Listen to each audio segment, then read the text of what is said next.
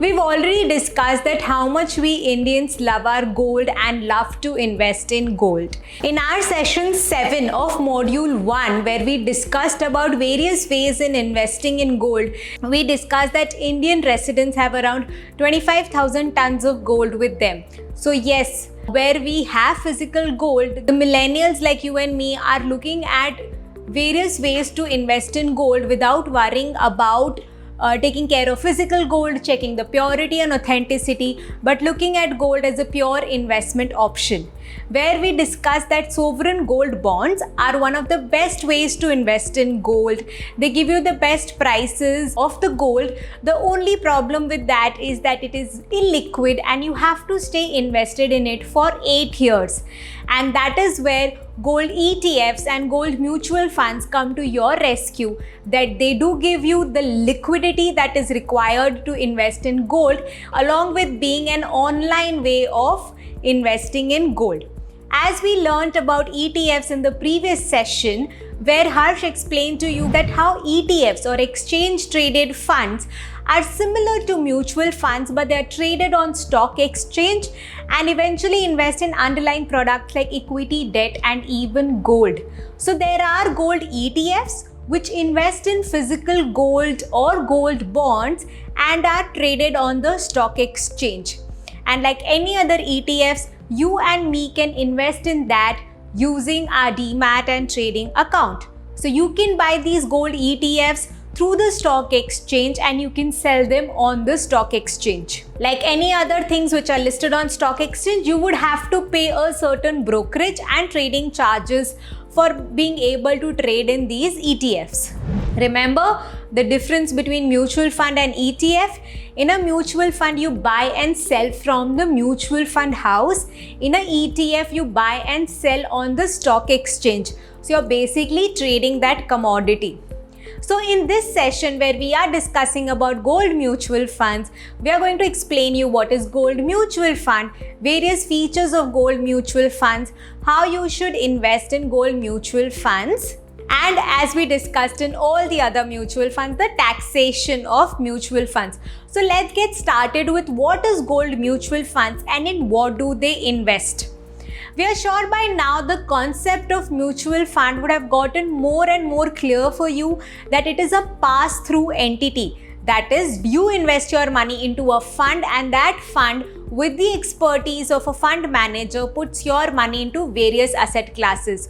So where it's a gold mutual fund, clearly the fund would invest your money into various gold products. So where investors like Arjun, Kabir and Imran have got together and put 1,000 rupees into the mutual fund, the mutual fund has gone and bought the gold assets from the market. It grows over a period of time into the fund and then investors can withdraw their money whenever they want. Generally, gold mutual funds are open-ended schemes, so you can buy and sell as per your convenience. You have both regular and direct schemes available in this. So basically, in a gold mutual fund where Kabir goes and buys gold mutual fund, a gold mutual fund invests in various gold products such as gold ETF. So yes, the gold mutual fund will eventually put money in gold ETF, which is traded on the stock exchange. It could also invest in international companies which are established in US, UK, across the globe, and it is into mining gold. And also invest in international gold bonds. So bonds like our sovereign gold bonds but are issued outside India.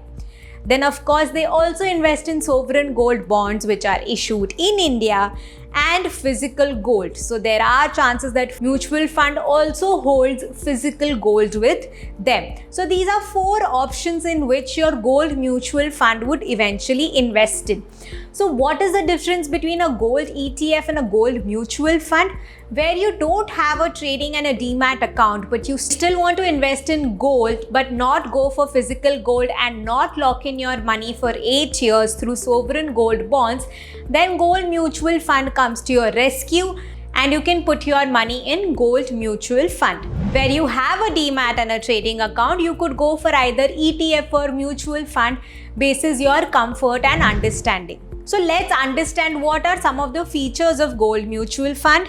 You can buy gold digitally for investment purposes. So basically, no more hassles of managing physical gold, buying that locker, putting all the gold in it, checking the authenticity of the gold, because you know that now it is with a mutual fund and your mutual fund is taking care of all of those things for you. Lower transaction cost when you buy and sell gold compared to physical gold. So yes, as we said that there are charges when you buy mutual fund. So there are charges when you buy even gold mutual fund. But those charges are less compared to what you pay for physical jewelry. Your making charges in physical jewelry could range from 10 to 15% and even more in some cases, whereas in mutual funds is comparatively lower. There is no security risk. You don't have to worry about theft or purity. There is no GST payable on the gold mutual fund. So when you invest in gold mutual funds, you're not charged GST. Whereas when you buy gold coins or physical gold, you have to pay 3% GST. As we just explained, there is no purity risk to worry about. You know that you're going to get the right price for the gold ETFs and mutual funds that you have holding. So let's understand what is the risk and return of a gold mutual fund. To help you understand this, we've taken the example of HDFC Gold Mutual Fund.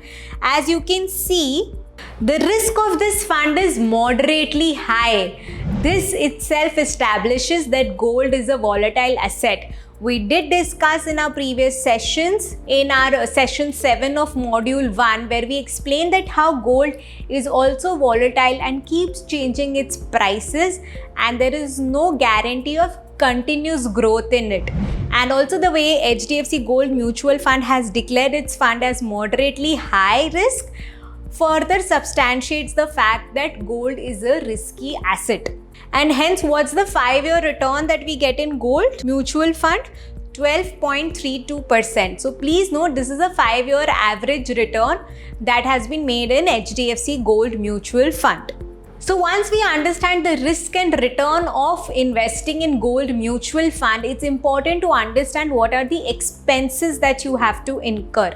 So where there are no making charges that is there in physical gold, there are still certain charges that you have to pay when you invest in gold mutual fund, such as fees to the gold mutual fund, your AMC fees to your fund manager is there. For instance, in HDFC Gold Mutual Fund, that fees is 0.55%, and your fees to gold ETF. So the HDFC Gold Mutual Fund eventually invests the money in gold ETF. So you as an investor just don't have to pay the mutual fund fees, but you're also charged for the ETF fees, which is 0.64%. So your total expense is 1.19%. So every time you make an investment into HDFC Gold Mutual Fund, you are paying 1.19% as fees to the fund house. A gold mutual fund would have the same underlying risk as holding physical gold, because the prices of the underlying gold would keep changing, whether it is held as a mutual fund, ETF, physical gold, digital gold, or in any other form. When we are looking at these different options, we are only looking at our convenience and our understanding and the purpose for which we are eventually investing in gold. But don't forget that gold sits on the 3rd level of the risk pyramid. So it's always going to have that level of risk, whether you invest through ETFs or through physical gold. Right? Only thing that happens with mutual fund is that it makes holding and investing in gold very convenient. You can also opt for an SIP option where you can monthly invest in these mutual funds, and they also work as a cushion for your volatile equity investments, which we shall be explaining in more detail in the next module. So before we wrap up gold mutual funds, the one last thing that you need to know about it is taxation.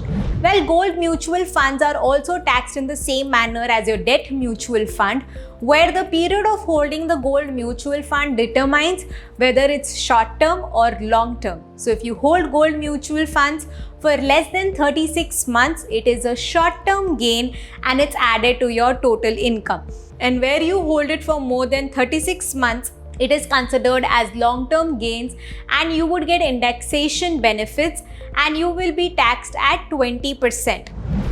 So yes, if you are looking at investing in gold and are not into buying those jewelry and taking care of it and into security and purity, then gold mutual funds are very convenient and also gives you the liquidity that is lacking in sovereign gold bonds. So what are the three major learnings that we've had from this session?